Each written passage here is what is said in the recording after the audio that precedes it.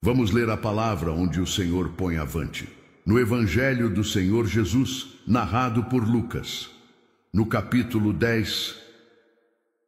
E depois disto designou o Senhor ainda outros 70, e mandou-os adiante da sua face, de 2 em 2, a todas as cidades e lugares aonde ele havia de ir. E dizia-lhes: grande é, em verdade, a seara, mas os obreiros são poucos. Rogai, pois, ao Senhor da seara, que envie obreiros para a sua seara. Ide, eis que vos mando como cordeiros ao meio de lobos. E não leveis bolsa, nem alforge, nem alparcas, e a ninguém saudeis pelo caminho. E em qualquer casa onde entrardes, dizei primeiro: paz seja nesta casa. E se ali houver algum filho de paz, repousará sobre ele a vossa paz, e se não, voltará para vós. E ficai na mesma casa, comendo e bebendo do que eles tiverem, pois digno é o obreiro de seu salário. Não andeis de casa em casa, e em qualquer cidade em que entrardes e vos receberem, comei do que vos puserem diante. E curai os enfermos que nela houver, e dizei-lhes: é chegado a vós o reino de Deus. Mas em qualquer cidade em que entrardes e vos não receberem, saindo por suas ruas, dizei: até o pó que da vossa cidade se nos pegou, sacudimos sobre vós. Sabei contudo isto, que já o reino de Deus é chegado a vós. E digo-vos que mais tolerância haverá naquele dia para Sodoma do que para aquela cidade. Ai de ti, Corazim! Ai de ti, Betsaida! Que se em Tiro e em Sidom se fizessem as maravilhas que em vós foram feitas, já há muito, assentadas em saco e cinza, se teriam arrependido. Portanto, para Tiro e Sidom haverá menos rigor no juízo do que para vós. E tu, Cafarnaum, serás levantada até ao céu? Até ao inferno serás abatida. Quem vos ouve a vós, a mim me ouve. E quem vos rejeita a vós, a mim me rejeita. E quem a mim me rejeita, rejeita aquele que me enviou. E voltaram os 70 com alegria, dizendo: Senhor, pelo teu nome, até os demônios se nos sujeitam. E disse-lhes: eu via Satanás, como raio, cair do céu. Eis que vos dou poder para pisar serpentes e escorpiões, e toda a força do inimigo, e nada vos fará dano algum. Mas não vos alegreis, porque se vos sujeitem os espíritos, alegrai-vos antes por estarem os vossos nomes escritos nos céus. Naquela mesma hora, se alegrou Jesus no Espírito Santo e disse: graças te dou, ó Pai, Senhor do céu e da terra, que escondeste estas coisas aos sábios e inteligentes e as revelaste às criancinhas. Assim é, ó Pai, porque assim te aprouve. Tudo por meu Pai me foi entregue. E ninguém conhece quem é o Filho, senão o Pai, nem quem é o Pai, senão o Filho, e aquele a quem o Filho o quiser revelar. E voltando-se para os discípulos, disse-lhes em particular: bem-aventurados os olhos que veem o que vós vedes, pois vos digo que muitos profetas e reis desejaram ver o que vós vedes e não o viram, e ouvir o que ouvis e não o ouviram. Até aqui somente. Glórias a Jesus, irmãos e irmãs. Hoje somos chamados a refletir sobre um aspecto poderoso do Evangelho, a missão que o Senhor confiou aos seus discípulos e a missão que Ele continua a nos confiar até hoje. Jesus, irmãos, fez algo maravilhoso. Ele não limitou sua missão apenas aos que estavam mais próximos dele. Ele olhou para os seus discípulos e, ao ver sua fé e dedicação, confiou-lhes uma tarefa grandiosa. E assim, ele os enviou. Enviou 70 discípulos para lugares onde ele, fisicamente, não poderia ir. Ele sabia que estavam preparados, que tinham aprendido o Evangelho e estavam prontos para levar as boas novas a outros. O Senhor, ao enviar os discípulos, deu-lhes poder, irmãos, poder para curar, para libertar, para realizar maravilhas. Ele não os enviou de mãos vazias. Ele lhes concedeu a autoridade do céu, a autoridade para manifestar o reino de Deus onde quer que fosse. Quando aqueles 70 discípulos voltaram, irmãos, o Senhor se alegrou com o sucesso da missão. Eles estavam felizes, pois viram a manifestação do poder de Deus em suas vidas. Os demônios se sujeitaram a eles, as pessoas foram libertas e a mensagem do Evangelho foi anunciada com poder. Aleluia! Que alegria para aqueles discípulos e que alegria para o Senhor. Agora, irmãos, o que podemos aprender com isso para a nossa vida? O Senhor Jesus, como vimos, não se limitou a um pequeno grupo de discípulos. Ele nos chama a todos para sermos seus discípulos, para caminharmos com Ele, para aprendermos com Ele e, acima de tudo, para sermos enviados. Isso mesmo, todos nós, como discípulos de Cristo, somos chamados a uma missão.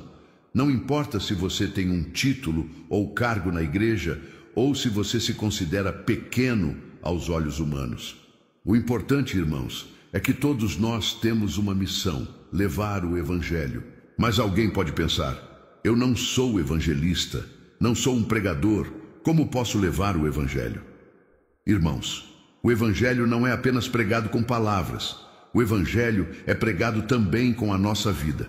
Quando vivemos de acordo com os ensinamentos de Jesus, quando agimos com amor, com bondade, com humildade, estamos proclamando o Evangelho com nosso exemplo. As pessoas devem ver em nós, no nosso viver, a graça de Deus. Não é necessário sair dizendo: eu sou crente, ou eu sou batizado. Pois, como Jesus disse, o coração fala da abundância do que está dentro. E se Cristo habita em nós, Ele será visto em tudo o que fazemos. E mais, irmãos, muitos de nós têm dons específicos dados pelo Espírito Santo.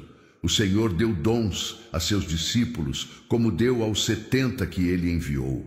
Alguns são chamados para ser evangelistas, outros para ensinar, outros para curar, para aconselhar, para servir. O Senhor, ao nos dar esses dons, não faz acepção de pessoas. Ele nos envia, nos capacita e nos usa para fazer a sua obra. O que precisamos fazer é estar disponíveis, irmãos, disponíveis para cumprir a missão que Ele nos confiou. É importante destacar também que o Senhor não é egoísta. Ele não diz: eu faço tudo, vocês não podem fazer nada. Não. Ele nos inclui. Ele nos chama para trabalhar ao seu lado. E ao nos enviar, Ele nos reveste com poder. Lembrem-se dos 70. Eles não foram sozinhos. O poder de Deus estava com eles.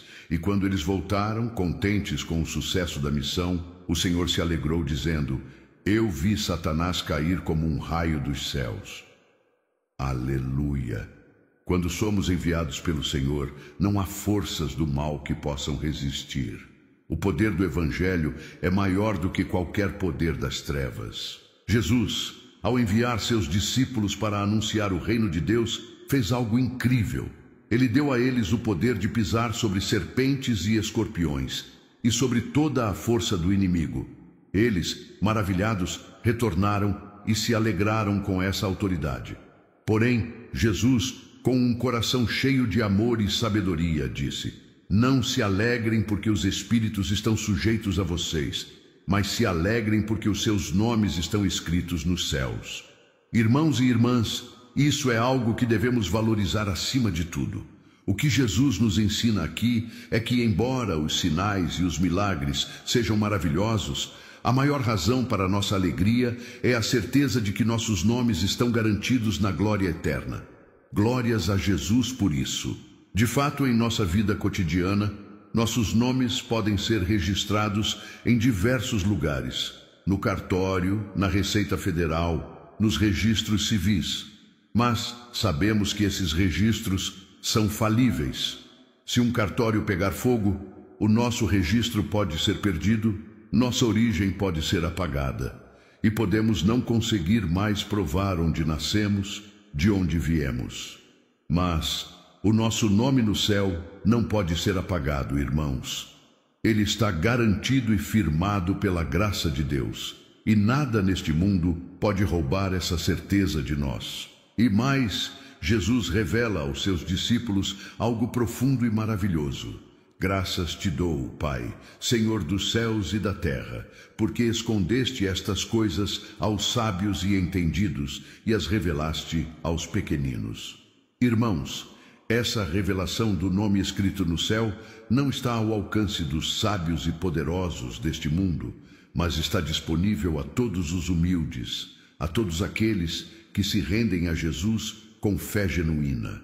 Deus tem prazer em revelar as coisas maravilhosas do seu reino àqueles que, com coração puro, o buscam.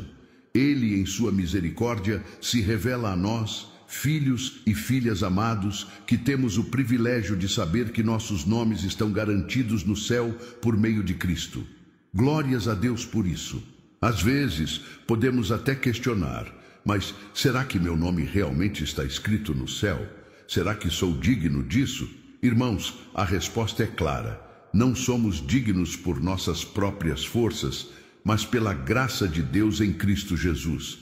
Quando aceitamos a Jesus como nosso Salvador, nossos nomes são escritos no livro da vida, e isso não depende de nossas obras ou méritos, mas sim da obra consumada na cruz do Calvário.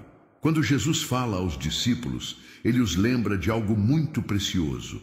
Muitos reis e profetas do passado desejaram ver o que vocês estão vendo, desejaram ouvir o que vocês estão ouvindo, mas não puderam. Isaías, Abraão, Moisés e tantos outros profetas desejavam ansiosamente conhecer o Messias, ver a salvação que viria em Cristo, mas eles não viveram esse privilégio. Eles profetizaram a vinda de Jesus e, pela fé, viram a promessa de Deus, mas não puderam ver o cumprimento dela. Nós, porém, estamos vivendo o cumprimento da promessa. Hoje, irmãos, somos parte de um povo único e especial, um povo que tem o nome registrado nos céus. A nossa identidade não está mais na terra, onde tudo é passageiro. A nossa identidade está no céu, onde estamos guardados por Deus, e é Ele quem nos garante que ninguém pode tirar o que Ele nos deu. Mas, irmãos, sabemos que enquanto estamos nesta jornada, muitos ao nosso redor ainda não têm essa revelação. O mundo caminha para a perdição, mas nós, pela graça de Deus, estamos caminhando para a glória. Estamos em uma jornada de volta para o Pai. Quando Jesus desceu do céu e se fez carne, ele veio para nos resgatar da condenação, para nos libertar das garras do pecado e da morte, para nos dar uma nova vida e escrever o nosso nome no céu. Agora, enquanto estamos nesta jornada, sabemos que por meio de Cristo estamos subindo para a glória de Deus, enquanto muitos caminham em direção ao abismo. Mas nós, irmãos, fomos chamados para caminhar para a glória, para levar as boas novas, para anunciar ao mundo que os nomes de todos os que creem em Cristo estão escritos nos céus. Que alegria é saber que estamos cumprindo o propósito de Deus para as nossas vidas, que somos embaixadores do reino dos céus, portadores da boa notícia de salvação. Como discípulos de Cristo, fomos chamados para ser luz em meio à escuridão, para mostrar ao mundo que há um caminho, uma verdade e uma vida, e esse caminho é Jesus Cristo, nosso Senhor e Salvador. Em nossa caminhada não devemos olhar para os lados, não devemos voltar atrás. Olhemos para o alto, para o céu, porque é lá o nosso destino final. O Senhor nos chamou para a sua glória, e enquanto caminhamos nesta jornada, Ele nos faz portadores da boa nova. Somos homens e mulheres de Deus, cheios de sua graça, e podemos espalhar essa graça para aqueles que mais precisam. Quando vamos a um lugar, irmãos, a paz que nos acompanha se espalha e permanece onde a aceitam. E onde não a aceitam, ela volta conosco, pois a paz de Deus em nós nunca se esgota. Glórias a Jesus, irmãos. Se alguém aqui está se sentindo fraco, desanimado, achando que a paz de Deus se perdeu em sua vida, ou que a alegria de servir a Ele já não existe mais, ouça esta palavra. A paz de Deus dentro de você não pode ser roubada. Não importa o que o inimigo tente fazer, a alegria de servir ao Senhor não pode diminuir, não pode se apagar, não pode ser extinta. Hoje, nesta manhã, em nome de Jesus, eu declaro: a graça de Deus será aumentada em sua vida, a paz será multiplicada dentro de você. Não permita que o inimigo vença.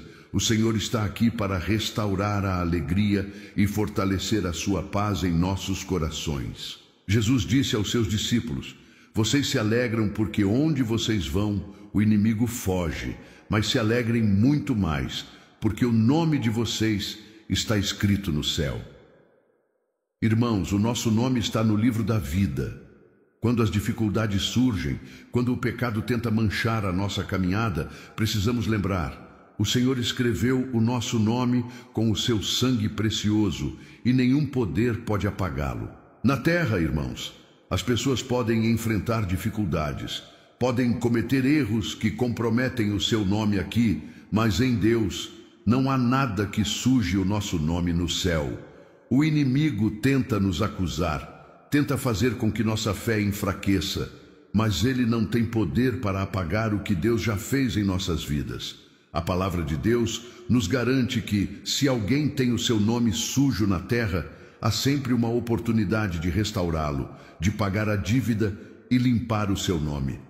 Mas se o inimigo tenta manchar o nosso nome diante de Deus, a palavra de Deus é clara: não há mais condenação para aqueles que estão em Cristo Jesus. Se você se arrepender, se voltar para o Senhor, Ele perdoa, Ele purifica, Ele restaura. Olhe para a obra que Cristo fez por nós, irmãos. Na terra, as pessoas podem ter riquezas, propriedades, mas quando a hora chegar e precisarem de crédito, o que realmente importa é o nome delas diante de Deus. Se o nome não estiver registrado no livro da vida, todo o resto é em vão. Pode ter muito dinheiro, pode ter muitos bens, mas o crédito celestial não se compra com riquezas materiais. Só Jesus pode garantir o nosso crédito diante de Deus. E você, meu irmão, minha irmã, que talvez não tenha nada nesta terra, mas tem um coração humilde e fiel a Deus, saiba que você tem um grande crédito no céu.